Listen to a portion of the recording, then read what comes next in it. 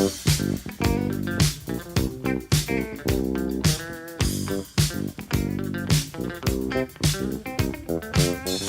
cookies. I love cookies. I love cookies. I love cookies. Welcome to Cookies, the basketball podcast. I am Ben Detrick. Jordan Redaelli has today off. Why? What's he doing? I think he's on vacation, or he's getting wood delivered. There's something interesting with like a wood delivery going on. He told us he was getting a delivery of wood, and it leads us to speculate what he's up to. He has a reasonably sized apartment, like a New York City sized apartment. He's not building like an epic shelving system. He's not handy in that regard. What is he doing? Andrew Kuo is here. What's up? Yeah, like the rampant speculation about what Jordan is doing with a shipment of wood does require a little more information. Is it a large volume? Is it Like one is it 2x4s? Is it a log? Is it firewood? Is he trying to keep warm? Let's break this down. He doesn't have enough space to cut wood in his apartment. So it's probably not circular. It's not a carpentry project. He's not building He could buy. furniture. I'm guessing it's like shelving for his numerous vintage drum machines. I would agree with you. There's no way that it does not involve either storage of records or synthesizers. That's right, because that's his lane, man. So we're going to have to make do without Jordan, who did pull a yeoman's effort over the last couple of weeks while you were gallivanting. Right. Sampling the delicacies of the Orient, if you will. Easy there, man. Sorry. You've been really getting into it on Twitter. You're kind of like now a food blogger. I am, and maybe have the soul of a fat person. No shaming though. Never. No Greg Monroe shaming. Let's wait on that. All right. So I logged on Twitter, a local website, to see what my friends are chatting about. I'm like, let's see if Kuo's got some good basketball takes, and it's just 1,000 words about Taipei, man. Just tweet after tweet about back alley noodles and dumplings, and Listen, feel a little alienated. friend of the pod, Cameron, shouted us out and wanted to know some recommendations for Taipei, where he's going in a few months, and I'm here for that. Back alley noodles, man. That's all I'm saying. Are they legal, back alley noodles? Where's the fun in that? Do you think that you could maybe segue this into a column for Eater or something along those lines? Well, it's like... I also saw you linking people to Eater, so I was like, Kuo's kind of a farce. That's true. Check I am a out farce. this site. It's called Eater. No, because they did a whole Taipei rundown. But, okay, there's certain things in life that people do that sound super fun, which aren't actually fun. For example, writing about food sounds super fun. I bet you it's, like, really boring and miserable because, like, a lot of smart people do it and just quit and do other things. But, for example, being a hot taker full-time on ESPN sounds fun in theory, but when you're Stephen A. Smith, I'm like, how much fun are you having? That's a grueling job, man. Well, as you're clearly referring to our friend Stephen A. Smith, I think I've seen him. Brethren. Yeah, I've seen him once in person. I was like, there he is, the God, Stephen A. Smith. It was at a Nets game, and he just kind of like wandered by wearing a big suit, and I was like, the king. Yeah, he's still wearing those draft day suits, right? Like big shoulders, wide legs. I feel like they've thinned a little. They're slightly slimmer than they were in like the boxy heyday, right? Of Because those cuts. the ESPN move to New York has helped his style For sure. His fit. Yeah, up in Connecticut. What do you know? What are you gonna do? You don't know what you're doing. But Stephen A. Smith, I believe he's going to get something like $10 million a year from ESPN, the highest paid personality, journalist, hot take expert in the history of the network. That we know, like Greenberg might get like 7-ish for Get Up, and then we hear rumors like Wilbon maybe getting less than that. What's Chris Berman getting for those clever nicknames? I mean, but does anyone want that job? Like, what are jobs that you would do for a little bit more money than you make now that sound great, but in actuality you'd probably say no to? Well, the dream of every freelance writer at some point is you're like, I'll grow up and I'll be a travel writer. And That's one. that's kind of fits into that as far as you're like, all right, that would be cool, but a lot of that isn't fun. It would be great to explore the world, but more on your own terms. To say, I'm going to go to a city and I'm going to go from hotel to hotel. I'm going to go from eat at all these different restaurants. Like, there are a lot of great things about it, but it would get tiring after a while. You're just on the road constantly, taking shitty little planes between cities, going to tourist spots. If jet lag existed, you just feel tired all the time. If it existed. If it existed, which it doesn't. Like, rest in peace to Bourdain. But like everyone, when he died, everyone was like, "Yo, he had the perfect life. He was flying around, sampling his food. He had a voice." And I'm like, "Yo, his life sounded miserable. I wouldn't want to do that. Like, he better get paid for that." Yeah, it's again, we are comparing this to dream jobs, not to jobs that suck. Right. It's not Exactly. saying I'd rather, be a piano mover than a travel writer. It's more to your point. What would be a dream job that sounds incredible that would probably kind of stink after a while? Rock star, NBA player, baseball player, all sound great, but in actuality, kind of suck, right? I mean, I feel like being a rock star is kind of really annoying because Dude, being you on the can't- road sucks. It's on the road sucks, but you can't go back to being a normal person without being made fun of constantly. Especially rappers. Like, you had a little rap career, you need some money. Like, all right, cool, I'm gonna get into real estate. Be like, can you believe that? I don't know. The guy from Greg Nice, is a real estate agent You now. pulled Greg Nice. Dude. We are a basketball pod after all, but. Right, it's the worst scenario. I mean, this is not worst scenario speaking, but like Special Ed works at Panera Bread.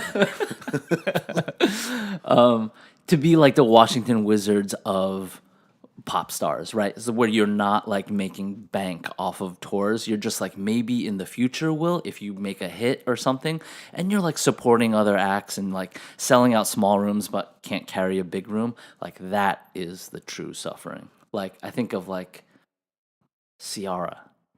I think about her because one time I was waiting for an airplane from LA to New York. Oh, okay. I was waiting for an airplane from LA to New York. It was sold out. Everyone was waiting to board. So right before they announced boarding, she whisks by. She looks famous with security. So she goes to first class like before everybody. And I was like, that's Ciara. But like no one else noticed. And it led me to think about, if you're famous and you want that kind of treatment, can you buy it, or is there like a curation to it? Like, say you're like, who's in the piano? I always think about him, the Oscar winner in the piano. Oh, yeah, the guy from New York. He used to hang out at like downtown all the time. Big nose. Yeah, what the hell is his name? Okay, so let's say he wants to go from LA to New York. And the TSA is like, yeah, you're not quite famous anymore. We're not going to allow you to do that. He's like, I don't want to be mobbed by like random 5'5" Chinese guys being like, that's the guy from the piano and I can't remember his name. Adrian Brody. So what does the TSA do? Like, can you pay your way? Let's say Adrian Brody doesn't have enough money to like get a first class seat and to pay for that kind of security. And he's just like, listen, I don't want to be mobbed by my fans on my way to my But I seat. think it also is what you were saying. It's that, how do you want to present yourself? What is the lifestyle that you are attempting to convey to the world, or that you're accustomed to? Because Ciara could just go to the gate. That's what I think, right? She's Adrian Brody, I've seen him walking down Houston. Yeah, not to disparage Adrian Brody, because I don't think he does that. But let's say like an Oscar winner that people kind of like roll their eyes at like a decade ago. Do they get special treatment? Like, where do you cut it off? I mean, do you think like Continental Airlines has someone who's like, I don't know about that young buck. Maybe, He had hits, but I don't maybe know. when the G Unit album came out, but honestly, like, Keith Straight Murray Outta had jams, Straight Outta but, like- Cashville was a long time ago. So Like, what do you do? You're gonna be a silver medallionist. What do you do if you're Busta Rhymes? Do you get? You get special treatment if you're Busta Rhymes. But he also probably travels a lot and tours a lot, so he's always in first class, and people are buying him tickets or he's using miles. So Busta Rhymes is always in first. Yeah, but does he wait with everyone else to board first class? Because there's like 10 first class people on every flight, right? Yeah, I guess. Do you hide them out and then you like whisk them by? Or do you just put them in like the little airport lounge? Well, I assume they're in the airport That's what I'm lounge. saying. There's nowhere else to hide them. There's not like a VIP area, right? Well, that is VIP, right? So Like they're just in like the Delta Sky Lounge. yeah, you don't want to like be in the Delta Sky Lounge and see like Foxy Brown and be like, "That's Foxy Brown." You got to pretend like you belong there, like It's Big Willie shit. Is yeah, what you're saying. yeah. I just wonder about the curation of this. Is there like a publicist who's just like, listen, like Lil' Kim was big back in the day, but we can't have this service for her because that'll take up 4 staff members. I have no idea. I wonder. It's probably as simple as money. Yeah, I think you just pay for that. Yeah. Like, yeah, we'd like to convey to the world that we're really important. Great. Can you pay $1,000 for that? 1,000. I think more. I don't know, maybe. Yeah, maybe. I don't know. Well, Stephen A. Smith will have no trouble Does he? paying whatever United Airlines asks of him. I'm kind of psyched. Like 5 years ago, he was annoying, but now that like NBA Twitter has changed and like the whole like media game has changed with like Fox Sports, he's kind of the best, right? I also had a similar switcheroo Yeah. when it came to Stephen A. Smith. I found him uninformed and tiresome, and then He played us like a fiddle, man. yeah, he's awesome. He's awesome. He's hilarious. He is underpaid at $10 million a year, probably.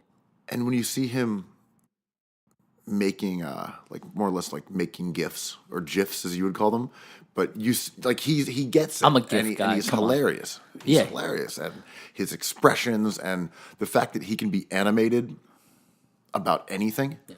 It's like, hold on right now, people. Shut it down. Yeah. And then just goes, it's just like the Sixers signed Greg Monroe. Exactly, It's like to have exactly. that kind of ebullience and enthusiasm on a daily basis. So hard to do. That's a talent. Incredible. Incredible. I love Stephen A. Smith now. Yeah, and things formed around him, right? Like Skip Bayless, his partner at First Take, left to go to Fox Sports, and like his show with Shannon Sharp's not that fun. Skip's not that fun. It was all about Stephen A. And I love Kellerman, so like I think they work well together. Lebitard's the best, and they constantly refer to him in real time as both their shows are taping. And a few weeks ago, Stephen A. Smith got a bunch of stuff wrong about like players on teams and stuff, and that worked to his benefit. He was just like, "Yo, I'm really tired. I made that mistake. Like, I'm sorry. Like, you know how many shows I do? I'm like, you do a lot of shows, dude." So that Yeah, back he to got our- mistakes wrong. There was also the clip of him kind of falling asleep. yeah, dude. I don't blame him. Like, No, me neither. I'm a Francesa guy now, and my whole life I'm like, "Ooh, you're the worst," you know. Mike Francesa on WFAN in New York, and talk about someone falling asleep. There's like footage of him just like passing out.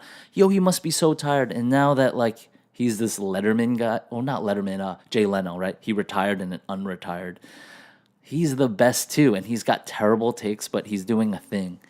And now maybe I like these guys so much because with podcasting, I'm just always trying to find like someone funny talking about sports, and these guys are just the best at it.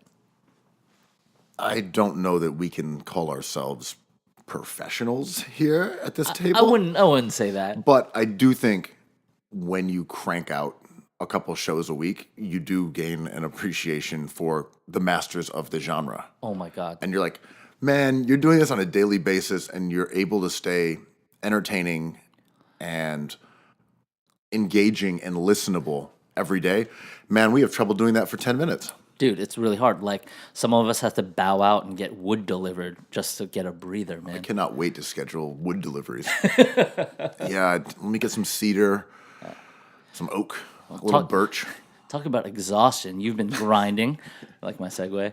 An article came out today in the New York Times style section about one of a storied New York establishment, Winnie's, a reopening. Winnie's 2, more Winnie's. Yeah, it's a little boite column, as they're called. I did not name the column that. Boite. There's an accent there as well. What's up with that? I had nothing to do with it. It's just what they call it. Sure. But yeah, they're short. They're short. So it's a review of the new Winnie's, Winnie's 2. More Winnies. More Winnie's. It's What's up with Winnies? What's up with the old Winnies? Okay, so the old Winnie's was, I guess you could say, legendary, notorious, however you want to employ the phraseology.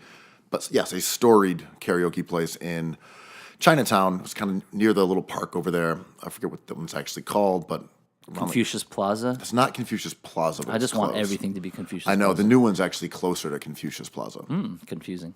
But it closed down 4 years ago after a 28-year run. And it was a place that was like Chinatown gangsters, whatever, ghost shadows, flying dragons. Then it became a fashionable hangout. The Spice Girls did a photo shoot there, or a video thing for MTV. I didn't know that. How do I know that? No, I didn't know that. Oh, this was told me by the owner's son the other day when I went there to A chat. lot about of like sorority and like frat dudes towards the end of that. Yeah, it was a crazy mix. People, Secretly expensive. Like you'll drop $100 in a second at Winnie's. I'm like, whoa, that was intense. Yeah, and drinking the punch. I drank a drink that they made where you drop like a shot of some sort of liqueur into a Bud Light and it tastes like a root beer. Oh, Dr. Pepper. It was a Dr. Pepper shot. Huh. I have not had that, but They were like $14 each. OKC, when I've gone there for work, has a big thing of beer cocktails as part of the nightlife culture there. And there's this one place, I can't remember if it has bras all over the ceiling or dollars all over the walls. It's one of those sort of Sure. sticky places. 90s And places. Atiba recommended it, friend of the pod, who I was down there with, actually. And yeah, beer cocktails, and they're all kind of that. It's like a shot in a beer. I mean, not for nothing, these Dr. Pepper shots were delicious, but they'll put you back. If you're hanging out with like 4 of your friends and you're belting out like Jay-Z songs, it's like $150 for like 3 rounds. Yes. So this place, also, if you didn't get into Le Baron, that was a place to go. And that was kind of near the end of it. But Le Baron was is there a right around the club. corner, A club in Chinatown. who had a notoriously tough door when it opened up. And Who worked the hard to door get then? into. It was first Julio and Tolga were the guys running it. For those who are familiar with New York City nightlife, 2 guys who have done a lot of doors. Done a lot of those. I haven't seen them around lately, but I also Tolga's don't doing do Art anything. World parties. So he travels around where there's art festivals. Whoa, where's Julio? Julio, I believe, is still at the Blonde, but I'm not 100% sure. Last time I saw him, me and you and him were talking about getting real estate in Detroit. Do you think he ever did that? No. Did you do it? No. I got Detroit money. I'm the only one who did it. Hello. It was a great idea, though. So anyway, yes, the new Winnie's it's different. It doesn't have the same grubbiness because it's new, and it's also upstairs. So it's a little different that it's not a place that you can just sort of look in the window and roll inside. You have to go up a staircase that's amidst cell phone stores and Put me in the room. Did you go on a night where people were singing? Did you hang out? I went on a Friday around 11, stayed probably till 1, and I think it was a Friday. No, I forget. Open for business, everything. This is not like a preview. It's fully open, right? Yeah, it opened on Valentine's Day, and I don't know. There's an ambiguity to the decor, which it could be a suite in a hotel room in Akron, or it could be in a foreign country. I just mean it's really there's nothing there. Kind of there's some disco balls or lights that have been made from the old laser discs at the last bar, which is like. Which is a cute idea. And Remember all there. those cars with like the CDs hanging from like the rear view? Yes, mirrors? yes. That's a good look, man. So there's some of those, and then Who has laser discs? right, but there's really nothing else to speak of. So it doesn't have the lore and history, but it also doesn't really look like the first one. So my question to you is like the old Winnie's was kind of a magical place. I think everyone would agree. It's just like, oh, you have to go to Winnie's once. Why? Why did it have that reputation? I think it's more of a timing thing because now we're more familiar with going into Chinatown, at least white people. Where Winnie's was a destination at that point because Sure. prior to Le Baron opening, There was nothing there down was there. nothing down there that you would get dragged to. There's no nightlife in like Chinese like culture, especially like Chinatown in New York below Mott Street is like one region of like mainland China, like that has all these immigrants, and there's not like a big drinking culture, so there's no bars, you know.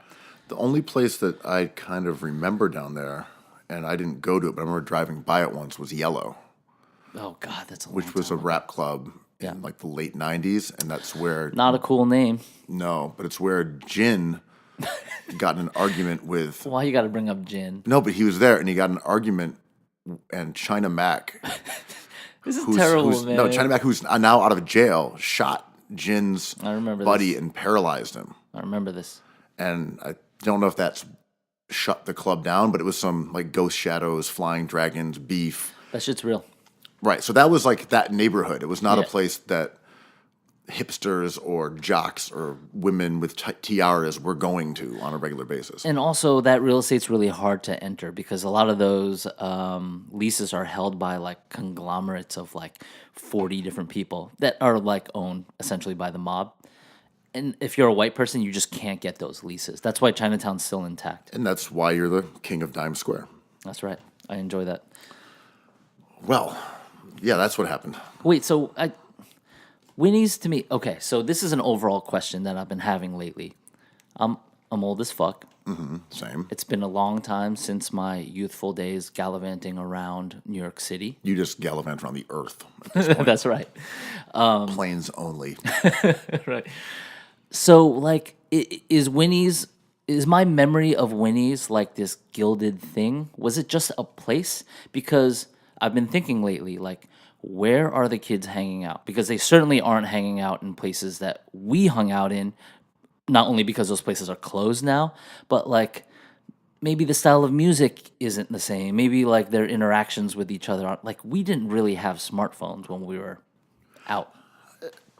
To me, looking at the I guess entirety of the New York City nightlife scene right now, And you are nightlife Batman. Well, I've been- retired? I've been accused of being a nightlife Batman. I'm out less. Are you retired? Have you gone back into Bruce Wayne zone? Yeah, Or I'm are you more just, like, Bruce Wayne right now. chilling at home, Yeah, but I think watching the Sixers. pretty much. Well, avoiding watching the Sixers. But to me, I think Manhattan nightlife has kind of disappeared in most ways, where you've got a decent bar scene for people who live in the city or in the city after work. You Cocktail don't- scene is good. That's what I'm saying. Or even dive bars. There's still For sure. there are less than there were, and they are dying off. But that still is happening. There are bars to go to and hang out at. But there really isn't that like club scene that we were accustomed to. That young people go to. As far as I know. So I want to ask you, and we call you Nightlife Batman because it's literally your job to check this stuff out. So if there's a party in Ridgewood, Detrick might be there. But the Edition Hotel just opened in Times Square, and Kids don't hang out at hotels. but that's kind of what We I'm. hang out at But that's kind of hotels. what I'm saying. It's like you might have some parties that are cool at these places occasionally, but as far as I know, and I could be wrong, Yeah. I feel like a lot of that nightlife scene has shifted, and it went from the East Village to Williamsburg, and moved to Bushwick, and now you're getting it towards Bushwick, Bed-Stuy, further along Broadway. Like Queens. maybe someone in Ridgewood, but I just feel like the young kids who are partying and like more edgy and who are legitimately cool are not hanging out in Manhattan as much as they were 5 years ago, 10 years ago, 20 years ago. So that was my whole thing. Like, always have to mention that I'm old. And of course, I don't know these things because it's not my life anymore. But I always ask kids, like, where are they hanging out? Who are they really psyched on musically? Do they care about dancing? Or, like, what drugs are they doing, I think if I you wish watch, Jordan like, was here for drugs. But I do too. This big board, but the like Mood Ring or a spot like that's out in like Bed-Stuy, Bushwick area. yeah, And absolutely happening. I feel like those are places where you get kids who are the young, fashionable scene. A lot of those places lean gay. Like there is a cool kids scene out there For sure. that Manhattan kind of doesn't support at this point because those kids aren't spending a lot of money. And Yeah. to exist in Manhattan as a venue, you have to make a lot of money because real estate costs a shit ton. And that was my theory about why maybe Manhattan food isn't as good as like Mexico City food, Taipei food, Tokyo food, because like it's still kind of a new place in terms of like we're talking about like decades, right? It's only like 100 years old, and we kind of got food woke maybe 20 years ago, 10 years ago, wherever you plant that flag. Yeah, when was the? I feel like the food woke era was very much tied to David Chang. They're just, to me, sort of interconnected. That he was the one who made ramen and noodles and all these things, and things beyond culty. Bourdain too, like credit to Bourdain, Bourdain yeah. and Travel Network and his show being a hit. I love what David Chang is doing. I'm psyched on it, but I don't like his food. I have a weird take about this as a Chinese person. He's Korean, so I think he has like a different hand with seasoning. So I don't really love any of his restaurants, but Fuku Burger is really awesome. All of his stuff is like amazing. Like his vision is amazing. And some of the stuff doesn't work, like Ando, his delivery thing. Like I kind of like that. It didn't last a year. Yeah, I just feel like his rise to prominence was like the food wokeness era, where the same way like hipsterdom and vice were in American Apparel, were all sort of Yeah, dude. intertwined. And David Chang and like the meat trend and food awareness and sort of obsession with noodles, or what I think. Like the gastro, like the weird Yeah. Wiley Dufresne, Well, WD-50 exactly. thing. That all seemed to kind of come around at the same time, like Lucky Peach magazine. Yeah. Yeah. It was like, it was Yelp and like Blogspot blogs about Yeah, it was like, traveling. it was and like stuff. 04, 05, I felt like was like the food wokeness era. Yeah, and like, so I don't think that I love New York City so much, but I don't think the food is as good as some other places. And I find like it's more of like a Whole Foods versus Trader Joe's scenario where like there's a lot of diversity here. Like you can't really get Mexican food in Taipei. Like it's not really a thing. And like Italian food is not really a thing there. In terms of one of the best places I've ever been for food. Even Portugal, the place where I allegedly got food poisoning, if food poisoning existed. You should have worn your leather gloves. The thin leather Very gloves. thin, yes. Yeah. Or pajamas, like out, like Schnabel. They're incredible. Do pajamas exist, or are they just things that we call pajamas? All right, this is an existential nightwear conversation I don't even know how to All right, let's embark skip that. upon. Let's skip that.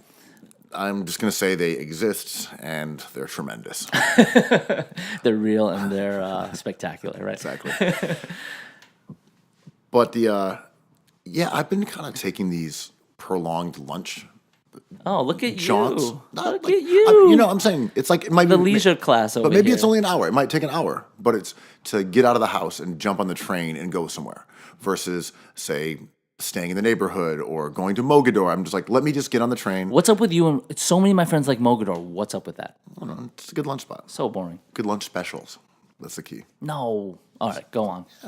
But but I like jumping on the train, going to Bushwick, going somewhere, and just going to a place that is not around me, that I would not do a destination with like a friend or your girl. You're not going to say, let's go check out this, like the tortilla factory in Delicious. Bushwick.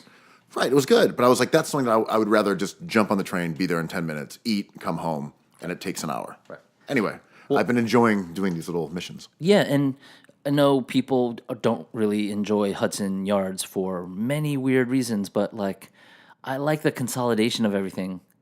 I like the idea of like a food hall. I think that is still a user-friendly experience. Can we just talk about this for a second? What? Is the popularity of food halls and Waning popularity. and the kind of rebirth of urban malls, and these are both sort of the same thing. Is it a weird? Is it the product of people who are not from New York and generally don't like the New York City way of life, living here, becoming rich, being in power, and recreating the suburbs of their youth in New York City? No, it's about real estate. There's not enough money. So if you're, David Chang is a bad example, but if you're a really popular restaurant and you have one brick and mortar spot, right? And you're like, well, we just can't be comfortable with this. Let's explore options. And a developer comes to you and was like, you don't need to do another brick and mortar spot. I can handle all like the the dirty stuff of real estate. I just need your brand to be Yeah, I get it from the restaurateur's right. perspective. But also the developer's perspective, that works better for him too. I don't know, there's something that's really been bugging me about development in New York, and granted we're like 30 minutes in the show and haven't mentioned basketball, but we will get there after this incredible rant. It's like we need Jordan here to bring us back to hoops. Come on. Let's talk about Greg Monroe. Hold on. Let's get to the Sixers. Thick. But yeah, my thing is that these buildings that are constructed, these condos, these high rises, malls, they're going to be here for the rest of our lives. Most likely. They don't just blow down a condo. It'll be there. And we haven't even seen those age and how poorly a lot of these are going to age 20, 30 years from now, and how gruesome they will be as structures because they're built quickly and They're all glass and they get dirty, and if you don't clean them, they look terrible. it'll be awful.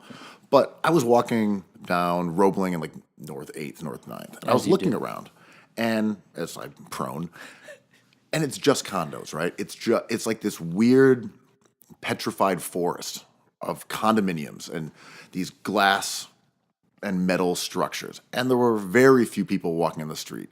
There was no commercial business. There were no small stores, no nothing.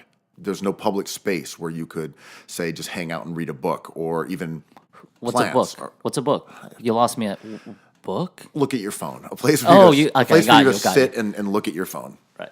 and scroll.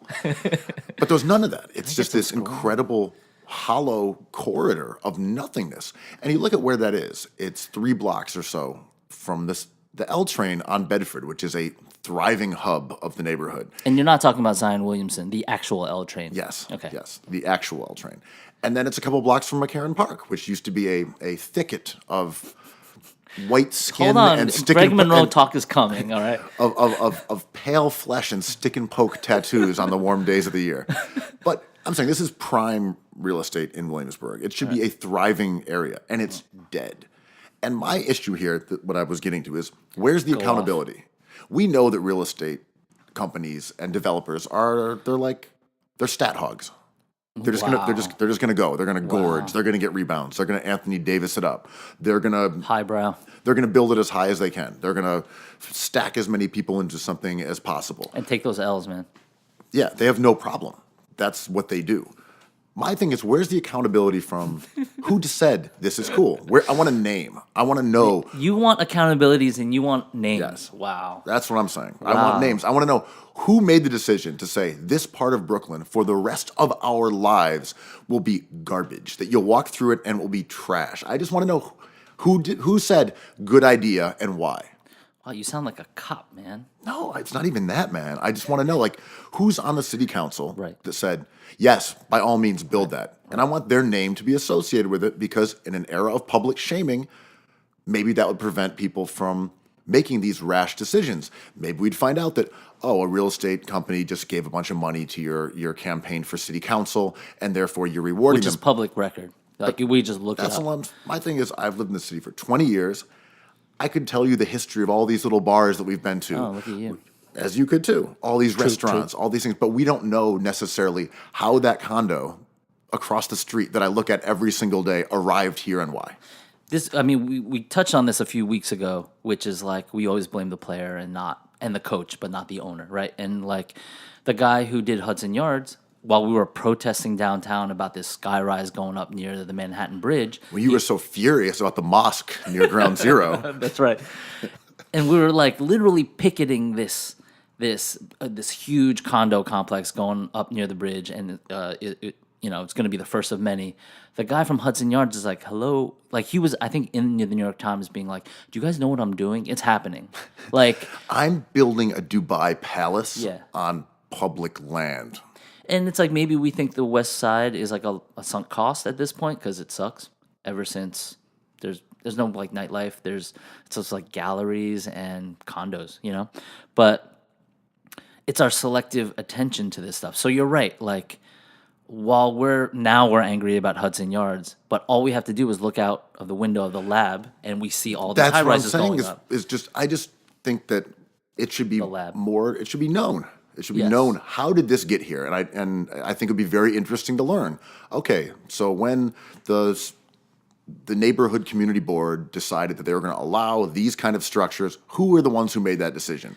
And now, like why did they make that decision? And can it be revoked? And if you look at the whole waterfront of Williamsburg, you look out the window and you see these massive structures that will be there forever, that I have to look at, that you have to look at, that everyone around here now kinda has beautiful, actually. their light blotted out, though, by these structures.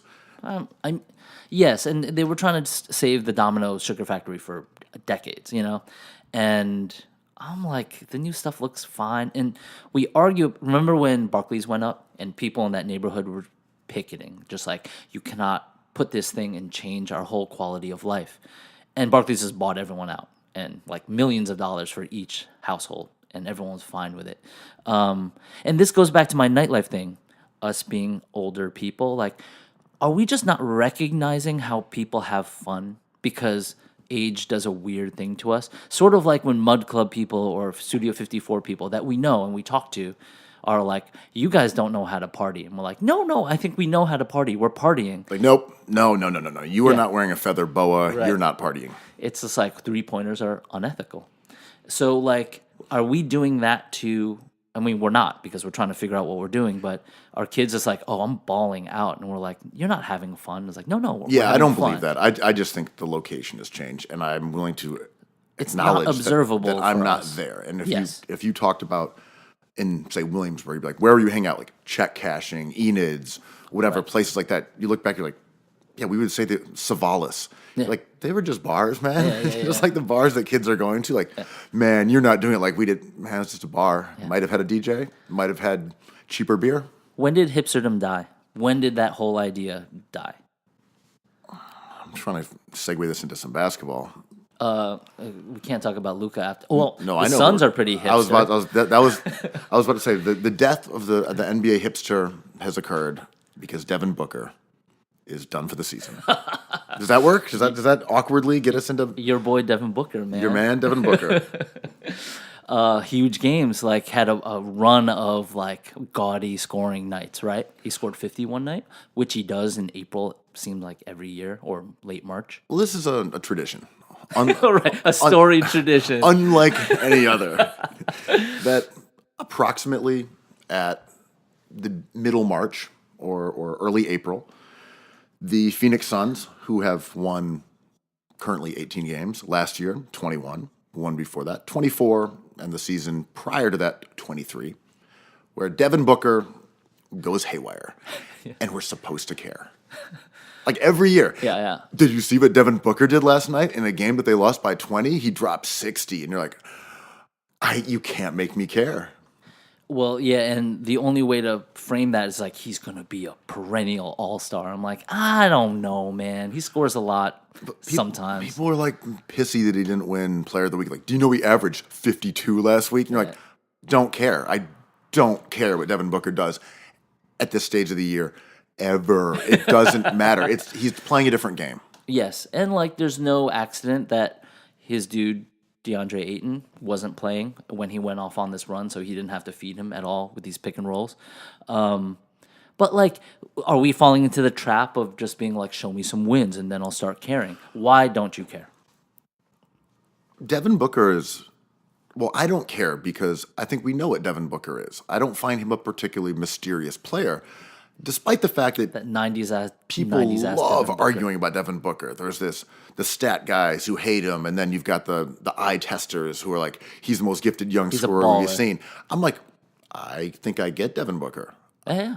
You know, He's a good player, man. I did an article on High voice. him last year and interviewed him, and because I was more along the lines of, he's empty, not numbers, whatever. I looked into all of his stats. I watched a ton of his Your guy. film. I watched pretty much every assist he had over the course of like 3 months. to brag. Anyway, no, I'm saying I took the official Devin Booker deep dive, and my conclusion remains the same. He's a very good offensive player. Right. He's a bad defender, and his teammates suck. And you're like, okay, your team is going to be bad. You are not a transcendent player. You are a really good offensive player.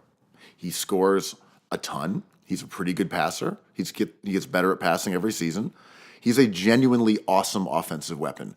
Not Harden-esque, but like Who is? really, really good. Yeah. He's also one of the worst defenders in the league. And again, his teammates are a rummage bit. A rummage? A trash heap. What's the word I'm looking for? A Yeah, rubbish rubbish. bin. Yes, Rubbish. a rubbish bin. Yeah. Well, when he signed that big, kind of close to max deal, like this was the debate, right? Like, I'm sure it was a max, right? yeah, I think so. Can you build around him? Like, the Suns had no choice but to do it. No one's getting on them for doing that. But like, can you create a winning team around him? And there was a little pushback, and people weren't like, oh, there goes Booker off the board. We were hoping he'd be in the Lakers or Knicks. Everyone's like, whatever. Phoenix, you can have him. He's your guy now. And like, stat nerds, like maybe we identify ourselves as stat nerds, like there's weaknesses in his game, but we're not saying he's a bad player. We're just saying he's a player. To me, I think he's a really, really good offensive player. I think he's maybe a top 25 offensive player. No, that's too high. Maybe, but I think Top he's 40.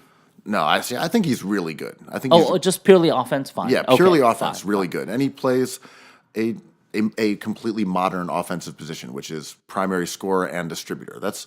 I don't think he's like that different offensively from, say, like Damian Lillard. I think Lillard's better, but He's more CJ McCollum than Lillard, right? but he's a good passer though.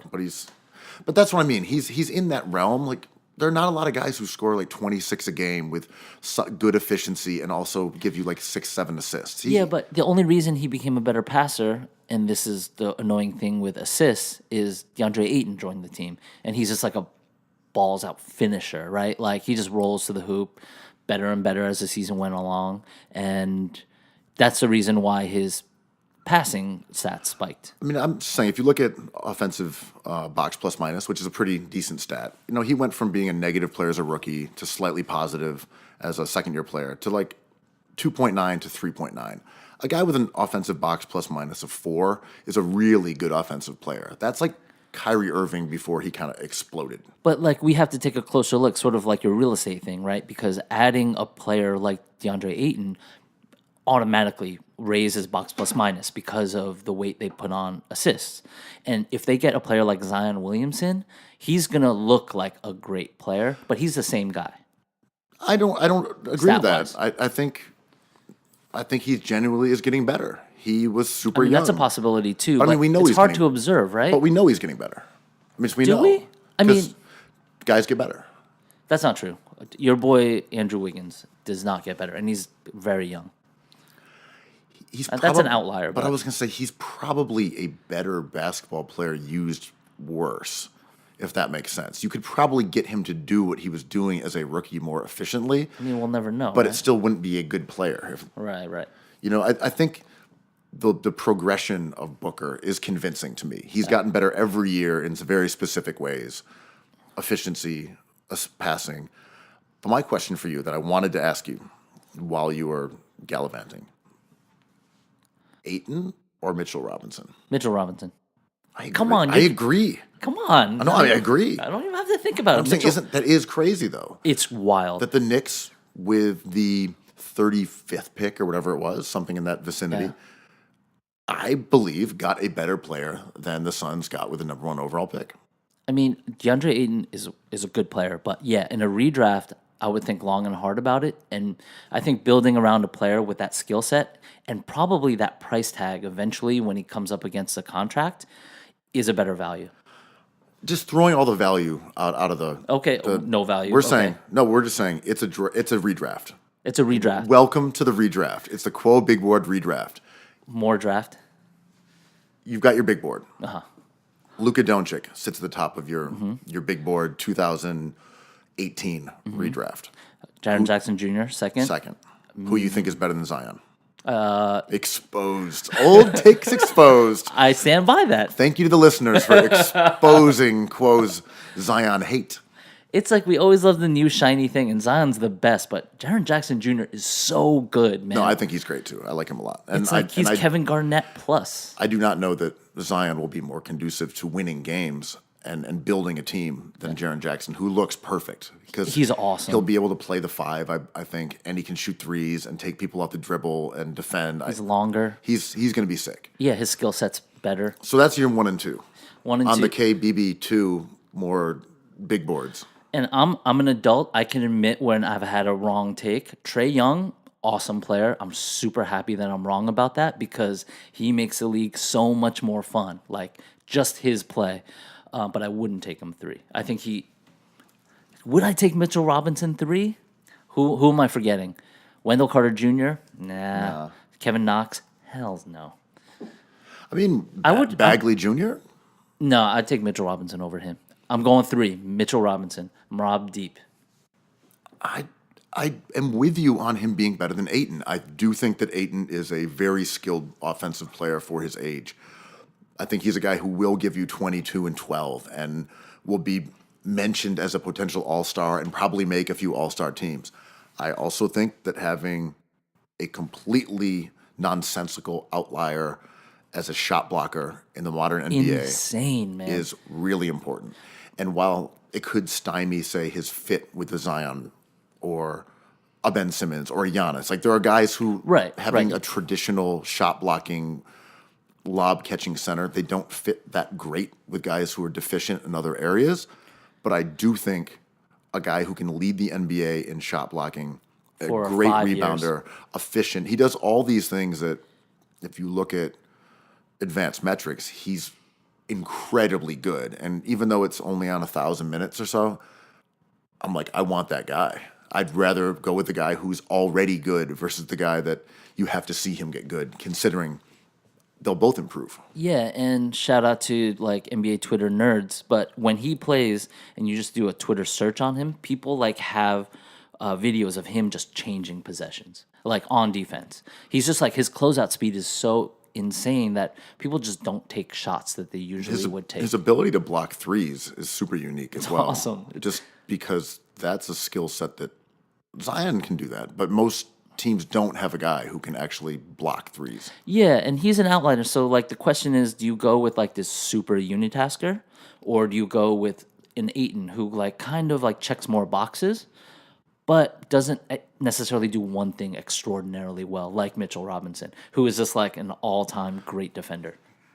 Yeah, I think at center, I'll always go defender, but I'm a Nerlens dude. I like Gobert. I like centers who can defend. If you're going to go offensive center, I want one who can just drain threes all day. Right. And let's go Marc Gasol. I mean, he's a good defender, obviously, but let's get a guy who's a crazy passer like Jokic or someone who can really hit threes. Yeah. Just a guy who's kind of Patrick Ewing-y and like hit some long twos and some post moves. Evolved, right? Yeah. His offensive efficiency is wild. Like, he just dunks the ball. That's all he does. Yeah, those are the guys I like. Be good at your job. Yes, exactly. That's literally my entire... kink shaming. That's my entire philosophy on basketball. Be good at your job. Yeah. And if you can't do other things, then don't do them. Just do what you're good at. And vibe-wise, it's so interesting because, like, he fell in the draft because people weren't sure if he liked to play basketball because he sat out that year. Smart. I mean, nerds would say... that's a smart thing to do, but then nerds are also like, maybe he's a quitter, you know? Like, we fall back into all these stories that we've seen before. It's clear that he loves to play basketball. Like, he's just a gamer, you know? And just judging by his willingness to, like, change his game and listen to, or just, like, observe trends, like, he no longer is the foul machine that he was in the beginning of the season. Like, he's altering his game, and... yo, man, I'm just ecstatic that we got him, and I don't know if he thrives in New York moving forward because the New York Knicks can't handle prosperity. Well, we talked about this last week, and not to regurgitate it, but it goes back to the idea of, you know, nature versus nurture. If you have a talent like Zion or Mitchell Robinson, can you put them in the ecosystem that allows them to thrive? Are there players that are so good that anywhere they can take root and blossom? Yeah. Sure. But that's not most guys. There are a lot of dudes who need to be in a specific situation where, you know, Paul George said, I talked about this with Jordan, but I'll just, like a couple weeks ago when you were... Who's that? When you were gallivanting. The wood guy? The woodsman. What was that? Oh, you interrupted my my process. Focus. You're no Stephen A, man. No, I know. There He's goes the best. $10 million bucks. Shit. Oh, okay. So it's the idea that Paul George said of his development that it benefited him to be in a situation where he was kind of down the totem pole in terms of responsibility early in his career. He played on the Pacers alongside Danny Granger, Dave West, and some of those guys, and they kind of eased him into his role, and then he later became a star. And he was praising that kind of career trajectory. Sure. And people compared Kawhi the same way. Oh, he was with the Spurs, and they had Tim Duncan and Manu and Tony, and he was able to sort of ease his way in. But I actually don't believe that, because look at LeBron. I don't believe that either. But look at LeBron. Look at Doncic. Look at Ben Simmons. I'm like, So many players have been eased into roles that don't work out too, and we don't hear from them because they don't work out. and people are like, well, look, if Wiggins had started out small in a role, he'd be yeah. better. I'm like, it's just not true. Good players will always say their history is the one that worked because they're good. Right? It's survival. It's a survivorship bias. Right, yes. Where Paul George says, "I'm good because of my experiences that led to Exactly. here." It's like, actually, someone could just handed you the ball and said, "Go fucking nuts" Yeah, as a yeah. rookie, and you'd be here too. I always laugh at like articles online about like how to be a successful artist, how to be a successful chef, as told by successful artists and chefs. I'm like, get out of here, man. But Or those ones where, like, what time do successful people wake up in the morning? yeah, exactly. Well, it looks like these guys get up at 5 a.m. I What better did start Steve doing Jobs that. do? Do that, you know? It's like the Theranos thing. It's like, I got to wear a turtleneck or else I'm done for.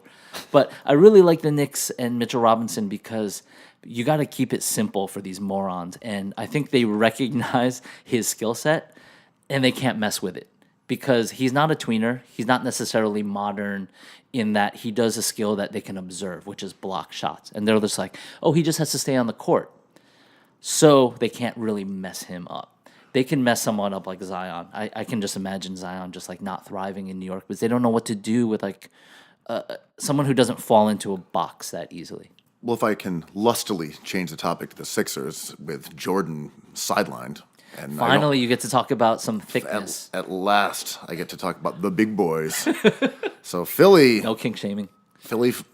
Has filled up a moose-shaped Hole in their hearts. void with Moose 2 More moose. after Mike More Muscala. meese. After Mike Yeah. Muscala has exited the building, they have remoosed They moosed up. with a chocolate mousse. Oh, easy there. I know. It was just a little dicey. Easy. Vanilla mousse to chocolate mousse. Yeah. No moose shaming. So basically a fatter Keith Van Horn. Exactly. A lot of people compare him to Keith Van Horn. Right. Greg Monroe has been signed by the Sixers. So, to you, as someone who is subjected to my Sixers takes repeatedly, Sixers adjacent. do you think that he's going to get playing time? Maybe, but it's yeah, for sure. Why not? Like 5-10 minutes, Amir Johnson kind of stuff. He is not a valuable player, and I don't want to jump into this conversation too quick, but like, is there a guard out there that they can sign? Is there someone who can dribble? Well, there was that, right? There was Tim Frazier. He was available. They could have picked him up, and they didn't. And that was a popular suggestion by us in Sixers Twitter. Like, he's out there. He used to be a Sixers player. He was there during the process era. He's not a great player, but he is a NBA guard. Helpful player in a playoff situation where you need a ball handler. Not necessarily someone who takes a lot of shots, but can go off, as we saw. I think he dropped 20 last week. Yeah, he had, I think, 15 assists the other night. It was in 53 minutes, but he's getting playing time in Milwaukee along with Brogdon out. And they also have Sterling Brown, who's a guy that the Sixers sold for money as a second-round pick. And you're like, well, you also have George Hill. You also have Eric Bledsoe. Philly doesn't have depth that approaches that in any way and wasn't interested in adding any guards. So that's strange to me. Elton Brand gets a C. So Monroe, well, we'll get to Elton Brand in 1 second. So Monroe joins a front court ensemble that includes, obviously Embiid is the star and the starter, but after him, Boban, Amir Johnson, and Bolden, who's a rookie. And other than Bolden, who can shoot a bit, the other three guys are kind of the same. Boban, Monroe, and Amir are an archetype. Yeah, and shout out to Amir, who used to be like this interesting guy in Boston. But like, yeah, they're the same guy. I don't know what Elton Brand sees in acquiring Other than himself. Like, he just looks at those guys like, he reminds me of this Elton Brand guy. Yeah, yeah. I mean, we always talk about this, the dangers of a good player making basketball decisions, an ex-good player.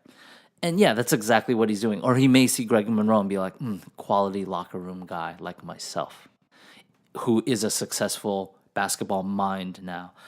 And I don't really like signing players or drafting players for a need, but there's a time when you should do that. And the Sixers, like, it's time to sign a guard. What I find dismaying about Elton Brand's strategy, outside of his 2 blockbuster trades, which I think the Jimmy Butler deal was a good one because Jimmy Butler is He got good players on his great. watch. Yeah. I think Tobias Harris is a good player. I don't think the price tag was bonkers for him. I also don't think that Tobias Harris was what the team needed.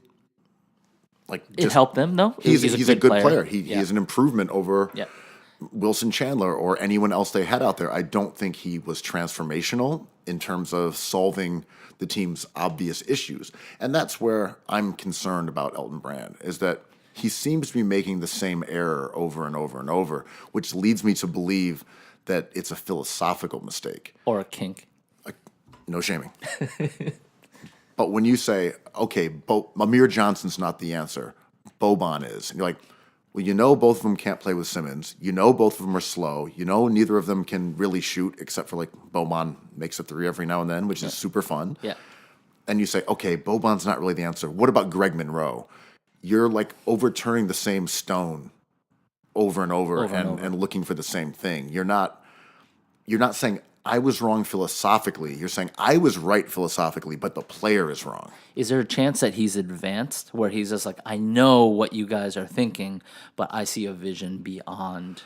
I don't know, because I would have assumed you'd go after, say, Pau Gasol. But they didn't, and as far as I know. And they kept Justin Patton, who hasn't played at all, on the roster all season until waiving him to make room for Greg Monroe. So to me, it was more of him saying, Boban didn't work out. I thought he was the answer. Who else we got? And he's like, Greg Monroe could do it. So you think he's trying to fill a gap? I think he has a philosophy, and it's that, okay, we want a defensive center who can rebound and fill this task as a backup center behind Embiid, but he keeps getting the same kind of guy and then wondering why each one is not working out. It's because none of them can shoot. None of them are fast. None of them are shot blockers. None of them are great in the pick and roll. Like, he's not trying different tactics to see what works. He's just doing the same thing over and over, the same way where they didn't get guards, but they just kept kind of adding forwards. You know, like, okay, we're not going to get a creator. We're going to get Jonathan Simmons, who's like a guard wing but can't really dribble or pass. We're going to get Mike Scott. We're going to get Ennis, and we're just going to keep. I like Mike Scott. I don't have a problem with any of those guys. I like Mike Scott. I think Ennis is playable at times, but it's the same mistakes made over and over that we've seen for a year. We know since the Boston series where this team is lacking, and that to me is troubling. Yeah, and I mean, we joke about players that remind Elton Brand of Elton Brand, but he's seeing a reflection of his memories of like a player, because he's acquiring all these 90s ass dudes, right? Like, these are prototypical 90s players. So it's we can assume he sees Greg Monroe and be like, dude, you were a baller once, and of course you've had a rough go for the last 12 or so months, but like, I saw you play, and if you can just put it together, you could be Elton Brand. I don't have a problem with any of these guys by themselves. I don't have a problem with them saying, okay, we're going to add Greg Monroe. We think he might be able to give us some minutes. He's going to go get Roy Hibbert. Like, right? But like, sure, Greg Monroe, cool, add him up. But when you wouldn't give up Justin Patton to chase Pau Gasol, who can actually shoot threes, but you want Greg Monroe, I just don't think you're trying anything different. I would like to see a stretch five who can really shoot. Or say, let's add Tim Frazier, let's add Jeremy Lin. You know this problem with the team. And not to get too in the weeds with the Sixers, but we can talk about like the eye test, metrics test, and we know the Sixers starting lineup is really good. It's talented. They outscore their opponents. They will be. They're a tough team to beat 4 times in the playoffs. The risk is too high with injury, though. One of those guys goes down, and it's a big problem. It's a very thin roster. But one thing that I find that I can pick up on from playing a lot of ball Oh God! is the amount of net YMCA touchers. legend. No, is that when you play a pickup game, and Tell me about playing No, pickup games. and everybody's good. Everyone's pretty good, right? Sure. If you have the size advantage, where you've got a lot of guys who can post up the guy that they're going against or muscle their guy, it's not nearly as big of an advantage as being quicker than everybody at every position, because you can only post up one guy at a time. So if you're the Sixers and you're like, we've got all these post-up advantages. We've got Jimmy Butler on a 2. We've got Simmons on a 3. There's We've not got, enough post-up possessions for everybody. Okay, so Yeah. it's not only that post-ups are not that efficient, which is an issue, and not great for creating offense, Especially with the players you have. but you also have Embiid, who's really good at it. So if Embiid's in the court, you can't post up Butler, you can't post up Simmons easily, Or Tobias. or Tobias. So Philly is always at this quickness deficiency, which to me is the real issue with the Sixers, is that that's why people think they're inconsistent. That's why people think that they're dogging it or they're lazy. When They shoot their percentages. when you're slower than people, it looks like you're not trying. And that happens constantly. When the Rockets were playing Philly, they had Austin Rivers, Chris Paul, Harden, all on the Gordon. They had 4 guys who are quicker than anybody on the Sixers, and they're just running in circles around them. And people are like, oh, Philly didn't try tonight. They just aren't fast. Optically, aren't they quick. look different. Right. They're slow. And to always go into every single game at a total deficiency of quickness is a disaster at times, because you just can't guard people. It doesn't matter how good Embiid is, because he gets dragged to the perimeter and then someone just gets their ass busted. And we see it over and over with them. And to not address that and to go into every game against every good team in the playoffs at a deficiency of quickness while you probably have more high-end talent is a recipe for problems. And like it's so hard to like look back and like try to make stories out of all of this, but they identified that with Markelle Fultz. Like they reached for a player that addresses all these things you're talking about. Absolutely. The idealized Markelle Fultz was supposed to start at the 1 with Redick at the 2, Even as a rookie, Covington at the yeah. 3, 3, Simmons the 4, and Embiid at the 5. And that's a very conventional team in terms of having a good amount of athleticism and speed. They absolutely intended on being a normal team. And then with him going down, Dario playing well, they've now got into this routine of Simmons being a, quote, guard, even though he's fucking not. Even though he posts up, he's not a guard at all. He's plays no different from Jokic, except less on the perimeter, basically. He's skinnier. He should put on 20 pounds, and people are like, he's a power forward. I mean, if he put on 20 pounds and was slow, people would say he's a center. Yeah, what a great passing center. 100%. Yeah. But then they've got themselves into this weird situation where adding Tobias Harris just baked it in. Yeah. Because Tobias Harris is a 3 or a 4. Simmons is a 3 or a 4. So that means Butler is now a 2.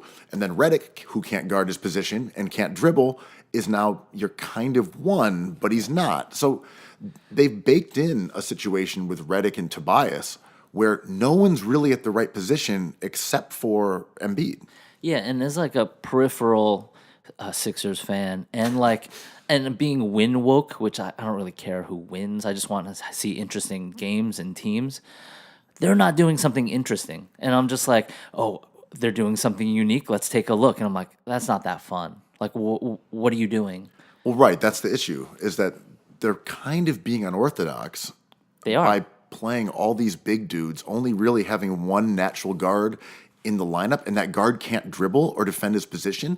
It's fucking bonkers. It's weird. And that's the thing that's weird, is people look at it like, what's wrong with this team? Like, I can tell you what's wrong with it. It's insane. No, it's Ben Simmons' fault, man. It's so bizarre. They're playing. He needs to shoot. They're playing a center, 2 power forwards, a guy who's probably a small forward, and like a stretch 2.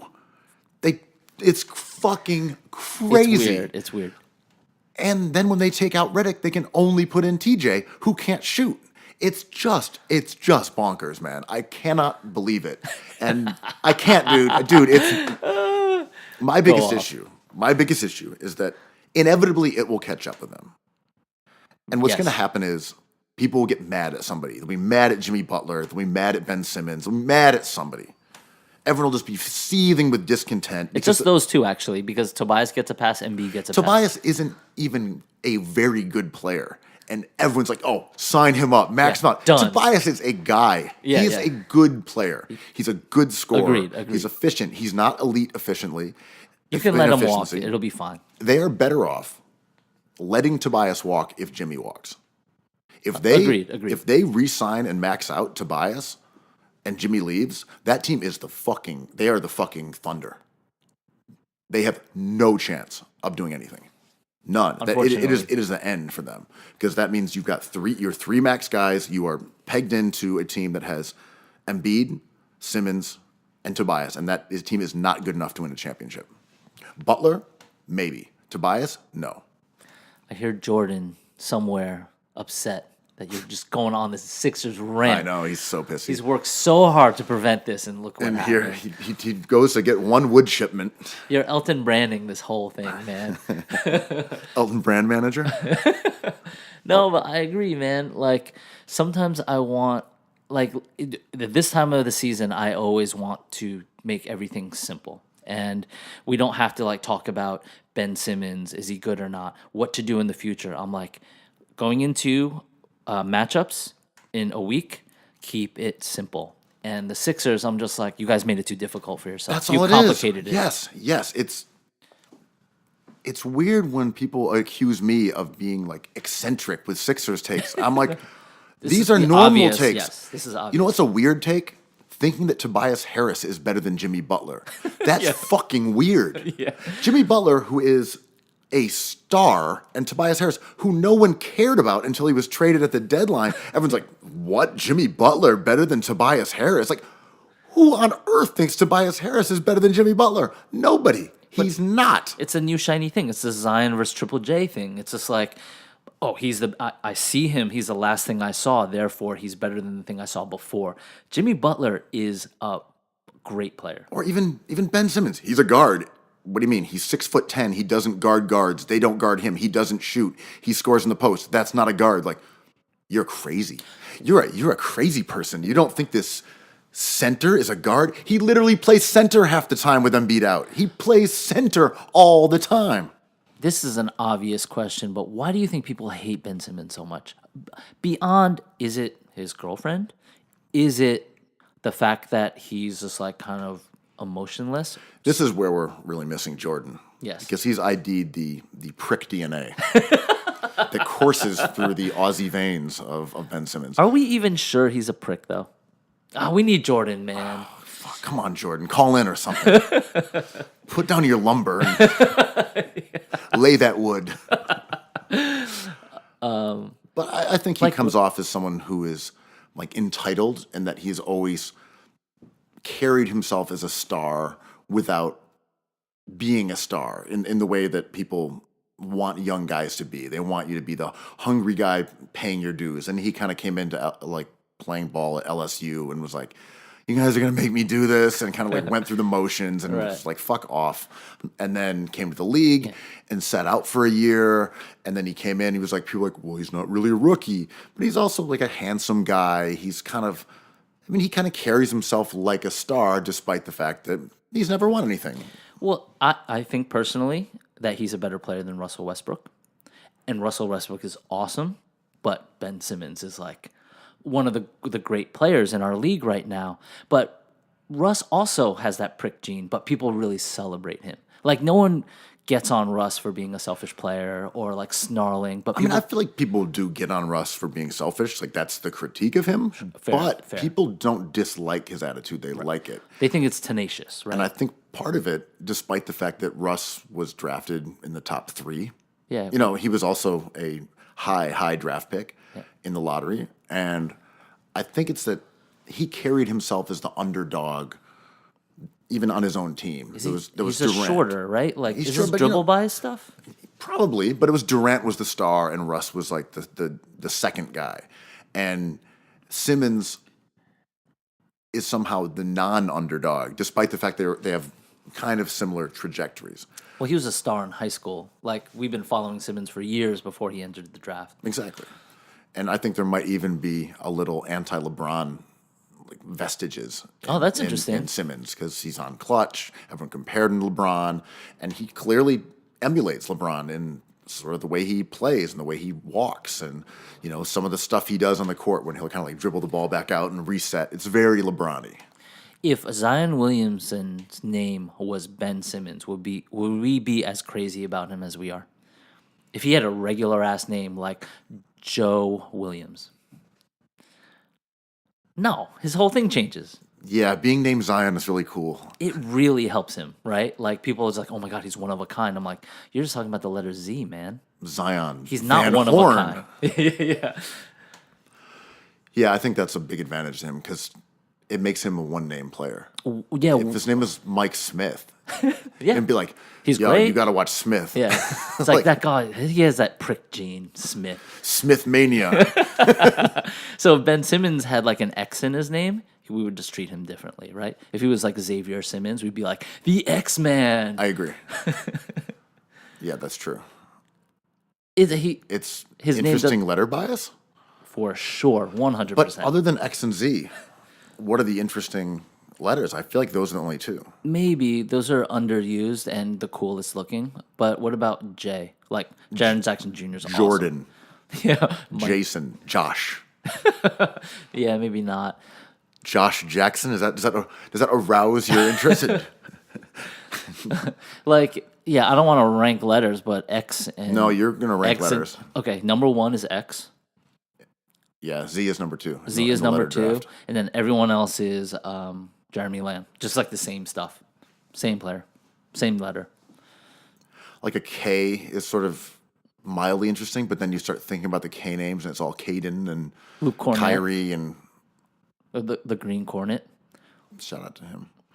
But I don't know, Westbrook had 20 or something along those lines the other day, and Crazy. He had dedicated it to the fallen rapper, and I guess a friend of his, also from L.A., Nipsey Hussle, and a lot of players had voiced support for Nipsey and an outpouring of grief over a tragic death. Respect. Tragic death, like you said. Really kind of a sad situation, and I don't mean to be disrespectful now, but why does everyone care so much about Nipsey Hussle? What am I missing?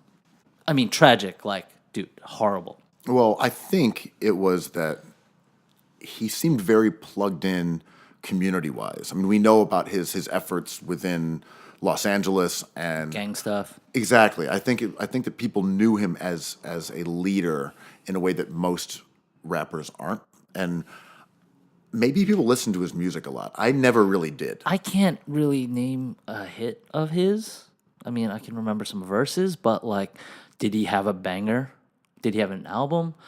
I claim. I would guess he had some local LA hits though that you could probably get a big reaction. I mean, they're out of. comparing him to Tupac, and I'm not a Tupac guy, but like, that's kind of a stretch.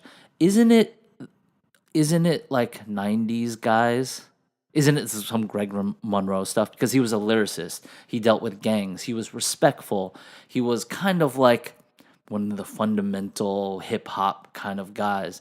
Are we celebrating the kind of celebrity rapper he was? Because I think we're celebrating his impact on the community and that he was someone who seemed not to abandon where he came from in the way of, okay, I got some rap money, I'm going to move out of the neighborhood, that he was there, he was starting businesses that, I mean, maybe he did move out of it, I don't know, but that he was a very obvious presence, but he also was a basketball fan, and he went to a lot of Lakers games. 100%. I think a lot of basketball players knew him personally, and he Yes. rolled in the same LA circles as those players, and a lot of NBA dudes do live in LA in the offseason. So not only are there guys like, Harden or DeRozan or Westbrook who are from there, you have guys like Durant who live there, LeBron lives there.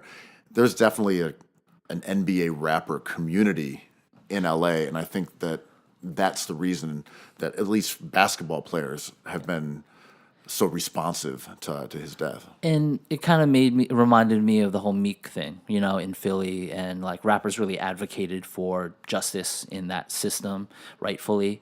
And I just saw that they're trying to like put up a statue of Meek in Philly, like Rocky style. I'm into that. For sure, more Meek statues in the world, always. But I'm like, Meek, him, all right, fine.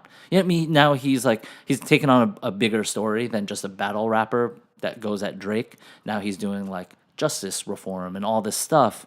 And I think it's the same thing. It's a narrative. It's not about necessarily the fact that they made hit records. I mean, Meek certainly has hits, but it's not about that. It's about symbolism. And I think that's where Nipsey Hussle also was important. And people are deeply affected and grieving because he was someone who wanted to help a community and was killed. Yeah. And it's different from, say, Extensione, or however you say his name. Triple X, who was viewed as a very negative guy, who was Extremely in legal negative. trouble, tons, like super druggy. Yo, we watched him die. That was crazy. I clicked on that video by accident and watched that man die, which like broke my fucking heart, dude. And that's tragic because he was young, but we're also like, that guy was courting some trouble. He was 100%. He was not someone we would hang out with. He was living that life and not necessarily trying to do positive things. I can't speak on I mean, we also what he watched, wanted to do with his life, but he was young, and Nipsey Hussle was not, and he had a family Well, like and kids. I also so many rappers have died this year, but I think a Lil Peep, who was like one of my favorite SoundCloud guys, and we also watched him die on a video, which was mind-boggling. And the outpouring from him comes from a different computer. The outpouring when he died came from a different corner of the social media world as the outpouring from Nipsey Hussle. And like For sure. And like what you're talking about, it's a tangible kind of break of generations almost. And I think there was a story I wrote a couple of years ago. I think it was also for, might have been Grantland, but I think it was The Ringer, about the death of Chinks Drugs. Mm-hmm. And I spoke with his widow, and they have kids, but... He had that good remix, man. But, I mean, he had some awesome records that were New York-based in the same way that I'm speculating there are tracks that you could play of Nipsey's and people would go nuts. But, Coke Boy was like a New York anthem. That was awesome. With like the worldwide violins. That's a New York anthem. Yeah. And he's got a couple other ones like with French that are like legitimate awesome jams. Bangers in New York City. Yeah. But Chinks wasn't viewed as a community guy, even though he had a family. Uncomfortable with you saying that word, but it's his name of an artist. Go on. I'm doing what I can over here.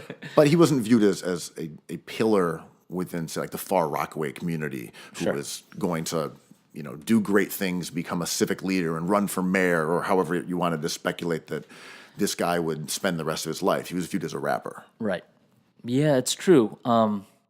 And it's like, but it also details the thirst that LA and New York have to like manufacture like new artists, because LA and New York haven't been relevant in the rap game for decades. And especially in New York, and this is like Knicks related, where it's like, don't you want to play in the mecca of basketball? I'm like, it's a nice building, man, but like taking a lot of L's in that building. But in New York, we're always like Nas, Wu-Tang. Fair enough, but that was like 30 years ago, But man. also, though, that's because no one considers women rappers. Well, Cardi B is the best, right? And you had Nicki. You're the two of the top, 5 biggest rappers for like the last 10 years, and they're from New York, but they're women, so everyone's like, who's relevant? It's like Cardi B is relevant as shit. Maybe the most relevant. I can totally relate to Nicki's frustration, man, because she has like yet to land like that huge hit, and she's clearly like, if you want to like rank rappers, she's like Nicki, top there. Nicki right? had like what, like a couple like number one albums. She had some, but not enough, right? Like she's not in that pantheon of Cardi B. Even like she's frustrated. I feel like she was, but she just had the natural trajectory that everyone does. I mean, she's a huge star and everything, but oof. I mean, I think she was caught in between, right? Because she was a pop star on one hand and like a lyricist on another. But I mean, she crushed like Monster, while Jay-Z came in and embarrassed himself on the Kanye record where Jay-Z started talking about like Dracula's. I'm a monster, like a Dracula's. Jay-Z, the voice of the people. I mean, Bigfoot, Sasquatch, Yetis. I mean, I'm so grateful for Jay-Z because he was perfect for maybe like a little longer than a decade. He was the only thing that mattered in rap, and now he's so bad that it's just like really funny. Didn't mind his last album. He had a couple. Oh, come on. He had a couple of songs on it I liked. It was No, for like no, he didn't. It was not like a nostalgia for like. No, you're nostalgia lying. reason. He did not have any jams in the last decade. I can't say they were like jams. I kind of like the one that was like about Picasso, the one that was baby. kind of about Brooklyn. That was pretty good. That was kind of cool. My studio's in Marcy Projects. It's weird. You're the new Jay-Z and Yeah, thank you. the king of Dime Square. Yeah. Should we talk most improved player? All right, let's do it. Let's get this fiasco of a conversation out Let's of the way. get these shots off while Jordan's waiting for his wood. Who do you have as the most improved player, man? Who's in the discussion? Is Paul Bunyan over there? Is when ready to log in, or is it log on? Man, Log on. Log on. The lumberjack is logged on. All right. So some candidates here: Siakam. Pascal. Awesome name. It's a great name. Benefits from his name. Giannis in the category of guys who are already good, who are even better. Frustrating. Russell, not in Westbrook, but LA Laker All-Star D'Angelo Russell. D'Angelo Russell, who led the Lakers to the playoffs this season. De'Aaron Fox, the Cool hair. Best player in the NBA. second-year player on the Sacramento Kings, who has been a Speedster. revelation and a huge reason that team has improved, And fucked over the tanking Celtics with that pick. which is great. And then you've got a couple guys who sort of fall into the similar category of Vooch. emergent. Well, I guess Vooch would almost be in the Giannis category. Guys Yeah, who were he good was who already got good, better. yeah. But you got Montrezl. Wait, say that again. Montrezl. Trez. Trez. Oh, all right. You're talking about Trez. Trez, as I call him. And Sabonis. And maybe Jared Allen. They're all You're kind of in putting this, Sabonis on that list? but they're all kind of in that same group. Sure. Guys who are early in their careers, young guys who got an expanded role and played really well. And Sabonis has been awesome on that team. Yeah, for sure. And so has Trez. But Zach Lowe had a good article about Trez and Lou Williams and their friendship and how they learned to play together and pick and rolls. And I think it came out a couple days ago. Worth reading if you're a Trez fan. how come Trez is so much more fun than Kenneth Faried, the Manimal? Because, like, they're kind of similar in their games. I'm sorry. They're both like Keith Van Horn. But if you compare those two outside of Keith Van Horn. I think it's your new and shiny philosophy. Oh, yeah. Fareed was awesome when he first came out. He was So he was a cult favorite. Everyone loved the Manimal. Yeah. And they're kind of the same, except Trez can play center. And that was Fareed's big issue. He was a little small for center. He's actually played okay for Houston this year. Yeah. But He plugged a gap for a week or two. you know, Fareed kind of came in that weird period where we didn't really know what a tweener was. And you had guys like Thaddeus Young who were kind of too slow to be a 3, but not big enough to be a 4. And now they're like a prototypical 4. So the guys who would, there was that weird little spongy area where it's like, you even see how Kevin Love right now doesn't really have a position where he's very good, but he's not really fast enough to play the 4, but he's not a good enough defender to play the 5. I mean, Ben Simmons is honestly a bit of a tweener even in that way. For sure. So, yeah, Fareed, he was like a tweener where he couldn't shoot threes, but he also couldn't play center, and now you don't have a position if that's your game. And honestly, he didn't score or rebound enough. He did it well for a second, but he had to be better, a little bit better at both those things in order to thrive. My other question to you is Doc Rivers salty because they relieved him of his duties as team president, and all of a sudden it's like one of the coolest, well-situated teams in the league, like on his coach watch. Is this you leaving the discussion about most improved, or are we just going to give it to Trez and keep moving? Is that where we're going? Are we talking clips? We need Jordan to right this ship. See, without our captain, we're just going off. I'm just like shooting mid-court jumpers right now. Yeah, you're really letting it rip. All right, let's go back to most improved. I would totally talk about the Clippers, but I would say, No, most improved is boring. That's a terrible award, right? okay, we'll get to it later. Is it better than six man? They both stink. Let's talk Clippers. Clippers are awesome. They never lose, which is a cool thing to do as a team. Is that right? A lot of teams don't employ that strategy. They go Not out there, they lose a lot of games. But instead, the Clippers decide to win a lot of games. Yeah, what they've done is dedicate themselves really to winning and winning culture and winning games. And you're seeing it pay off.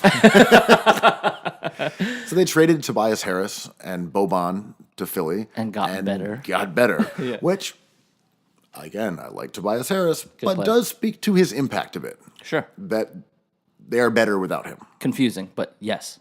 They're not necessarily better, but they are, if that makes sense. They're not a better group of talent, but they did not miss a beat when Tobias Harris was replaced production-wise by guys like Gallinari or Landry Shamet, Waluigi, as he's known by many. But the Clippers are a very cool team in that they have two great guys off the bench in Lou Williams and Trez. They don't have a superstar right now. They've got A point guard who's Sega, who I love, SGA. I don't know if he's going to be a 2 or a 1, but they have Beverly, who's Awesome. ferocious, and they are probably the front runner for Kawhi Leonard, or if he's going to leave, or any number of guys, maybe even a Jimmy Butler. Like, they are going to be a player this season. Believe that? I mean, that has been the rumor. And I do. Everyone's dislike of the Bus family or Genie and LeBron is hilarious because if Kawhi signs on the Clippers, that's kind of a fuck you, right? I do think the Clippers are a highly dangerous player in the upcoming free agent market. Jerry West is well known. People love him. They're already good. They're a playoff Already team. good. They have some assets now because Philly gave them that future Heat pick that's unprotected, plus another one where they can now move things around, whether it's contracts or... I'm going to be an annoying NBA hipster right now. I like that. A Did they- new look for you. Did they fuck up by winning so much? Because they have no chance at beating the No, top they don't teams. have. They didn't have their pick. Question answered. So they just had to go for it this year. Yeah, I think so. Who gets their pick? Where did it go? Do you know? Not to put you on the spot, computer. Isn't it? Doesn't it go to the Doesn't it go to the Celtics? The rebuilding Celtics? Yeah, I think the rebuilding Celtics were intending on using that pick. Oh, Yeah, so, it goes to Boston. so Boston. Oh my God. Boston is currently They did everything right and they just got screwed. Boston's currently on pace to get Sacramento's pick conveyed at 14 and the Clippers at 20. Oh, and those could have been high picks. Yeah. I mean, but the Clippers did not do anything Great. wrong in terms of winning too much. They're going to give the Celtics a okay to How do you build? middling first rounder. How do you build a team if you're Jerry West with this team? I think Gallo's expiring, right? How do you build a contender? Do you just have to get a big fish? Can you do like a Memphis Grizzlies thing where like you have bits and pieces of good players like all together? Grit and No, grind. they need a star. I agree. They're going to go hard after guys like Clay who are from LA. They're going to go hard after shooters, wings. Kawhi would be the real solution there.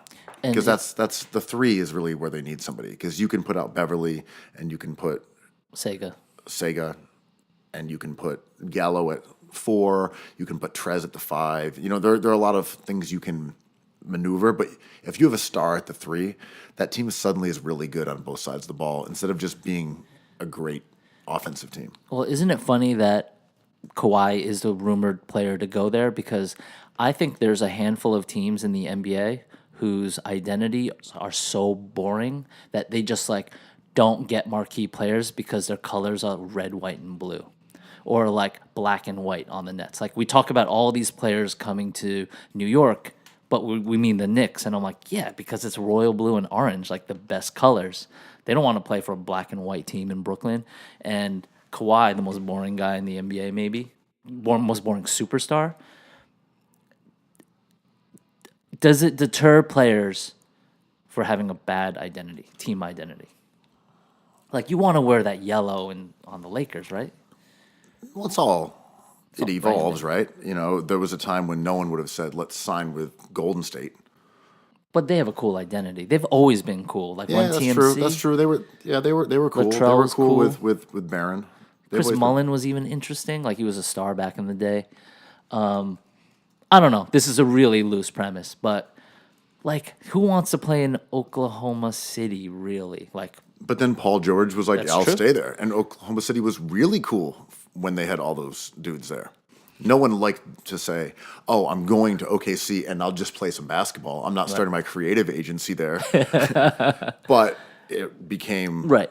like a hotbed for hoops. Right. So yeah, I mean, it's a bad theory, but like, I always think like LeBron wanted to go to LA, not just to be in LA. He wanted to be a Laker because, of course, the storied franchise, but colors and branding and like, it just works better for someone who wants to do something like what LeBron's doing. The Clippers don't really offer that because they don't look the same. I mean, that's why Kawhi is like the dream Yeah. for the Clippers or the Nets. When the Spurs won with him, he was a machine, just like this defensive monster who was also a great scorer and all those kind of things. And when the teams aren't quite as good, Kawhi becomes anonymous. That's interesting. You know what I mean, though? Yeah, It's yeah. like the Raptors are good, but because it's Toronto and you just don't really care about Toronto, even though you know they're good, they're That's an kinda exciting, what- fun team, but we kind of have already been like, the Raptors.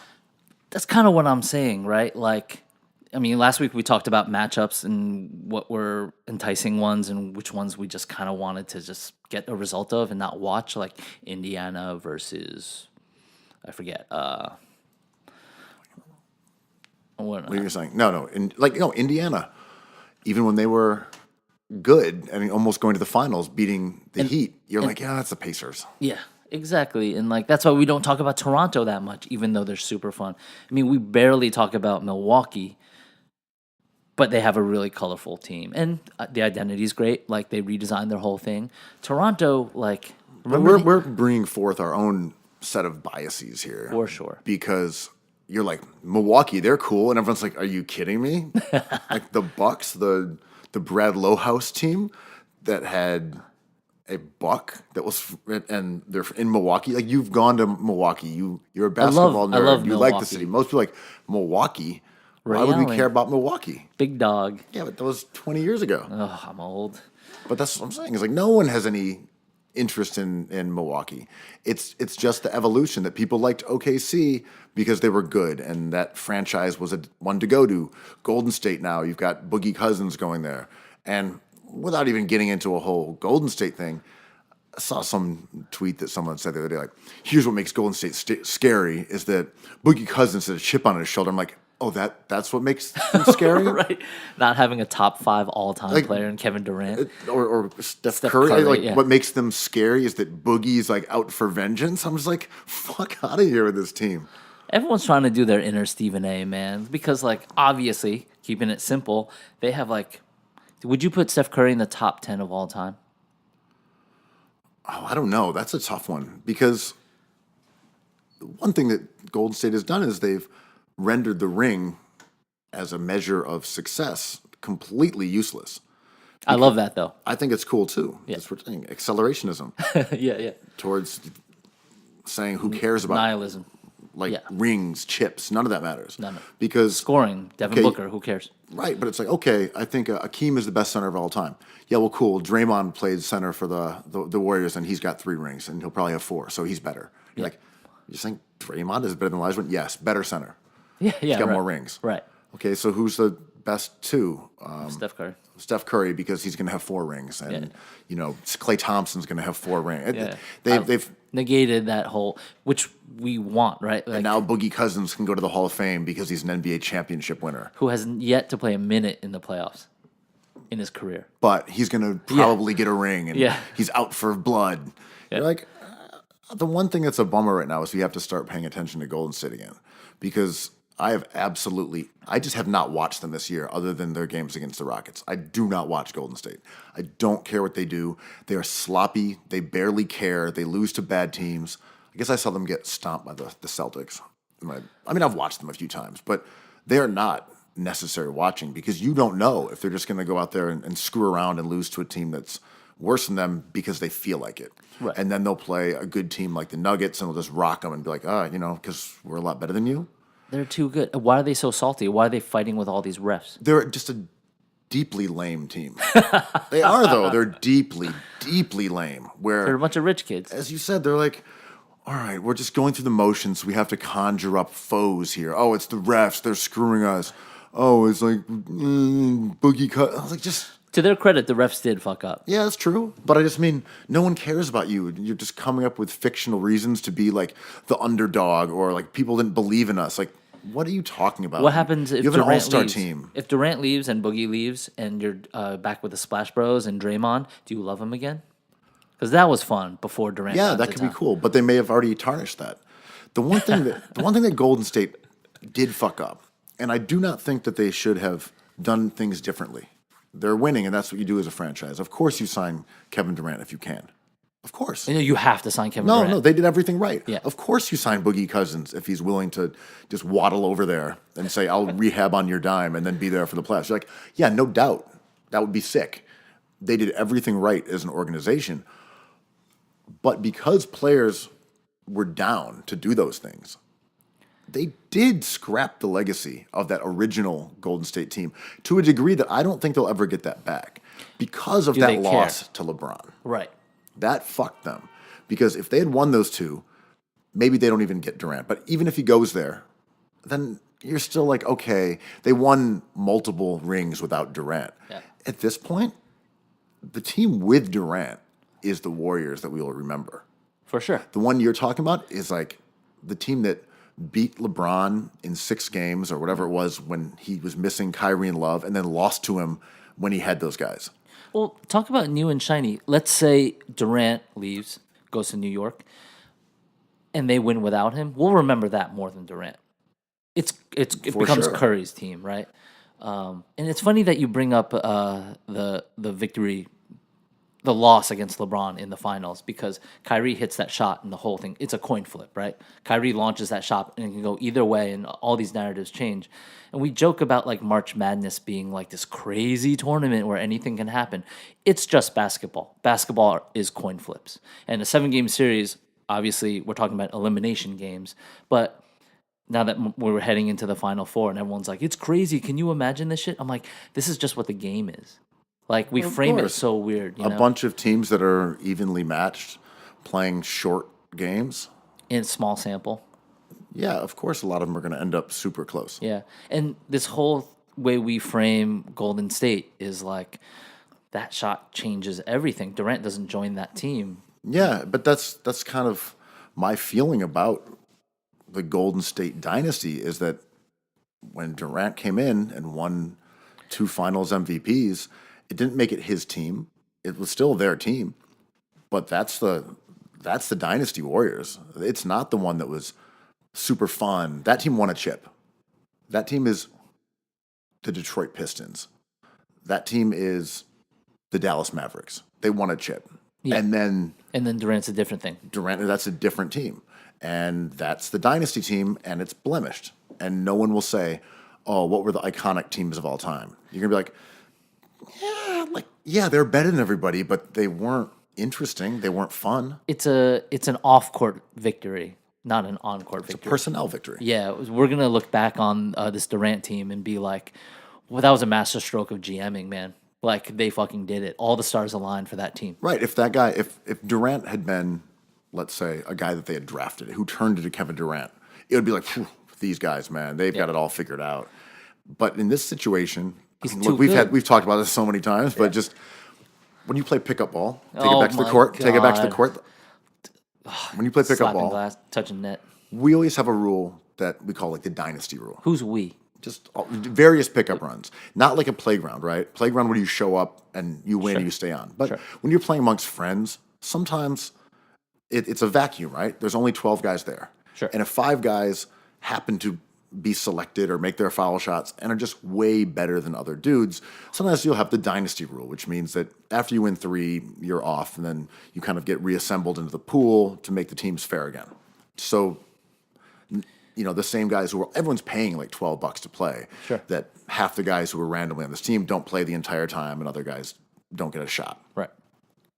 And it's kind of like that, where you look at the Warriors and like, all right, dynasty rule guys. Yeah, you got all the good dudes. Right. You're gonna win out as long as you stay together. So we're just waiting for you to like win this one, and then can we get Durant out and we can get back to like playing basketball again? You say that, but Chris Paul doesn't pull the hammy, they don't win. Oh, true. Look, these are all moving parts that things could have happened in a totally different way. It's just how it shook out. Right. Is that we're like, we have the results, and it would have been wild if the Rockets beat them, right? Because it would have been it was going to happen. It would have been like, what is this Golden State team? Yeah. They had the best record of all time, the best team. So we many said they were the jokes. best. Yeah. And then they went and lost to LeBron, add Durant, like win one, and then lose to the Rockets. Like, what are we even looking at? I know. Oh, so many jokes lost. That hammy. Well, You know what else lost some jokes today? A certain Jordan Redaelli. I hope that would arrive, buddy. old hatchet Redaelli. Rate, review the pod. We need to remind people to do that. Help us out a little bit. Yeah. Also, Subscribe. there's some fun stuff on the store. We are Grinding. basically completely sold out of the Bullies 3. The L train has left the station. There's a couple left, and maybe like some mediums and 1XL. I don't even know because No kink shame. there is very few left. And we do have some cookie sweatshirts that are good and pretty ideal for the next few months. So yeah, check those out. Dude, those corduroy hats are nice. Corduroy hats are fire. All right, Good enough. work, interns. Yeah, good. We'll let him out of the cage to eat some Chobani in a second. Perfect pod. Perfect. Good.